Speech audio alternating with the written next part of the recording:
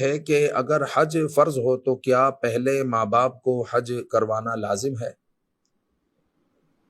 تو یاد رکھیں کہ یہ لوگوں میں مشہور ہے کہ اگر کسی پر حج فرض ہو جائے تو پہلے ماں باپ کو حج کروانا چاہیے۔ ایسا نہیں ہے، جس پر حج فرض ہوا ہے تو اسی پر حج فرض ہوا ہے، اس کو حج کرنا ہے۔ ہاں، اگر اللہ تعالیٰ نے اتنی استطاعت دی ہے تو اپنے ماں باپ کو بھی لے جائے، بہت اچھی بات ہے۔ لیکن اگر اتنی استطاعت نہیں ہے، اتنا ہوا ہے کہ وہ خود حج پر جا سکتا ہے، تو اس پر شرعاً فرض ہے، لازم ہے کہ وہ حج پر جائے، اگرچہ جو ہے ماں باپ کو نہ لے جائے۔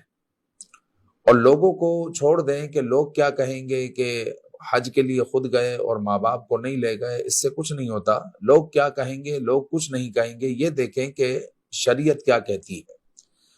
شریعت یہ کہتی ہے کہ اگر آپ پر حج فرض ہو چکا ہے تو آپ کو چاہیے کہ آپ جو ہے حج پر جائیں، اور حج جو آپ پر فرض ہے اپنے فرض کی ادائیگی کرے اور فرض کو پورا کرے۔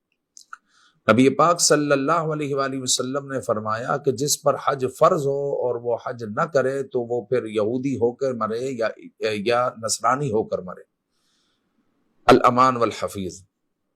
تو جس پر حج فرض ہو اسے چاہیے کہ زندگی میں جلد از جلد حج کا فریضہ انجام دے، حج کر لیں، کہ اس بارے میں آقا کریم صلی اللہ علیہ وآلہ وسلم کی سخت وعید آئی ہے۔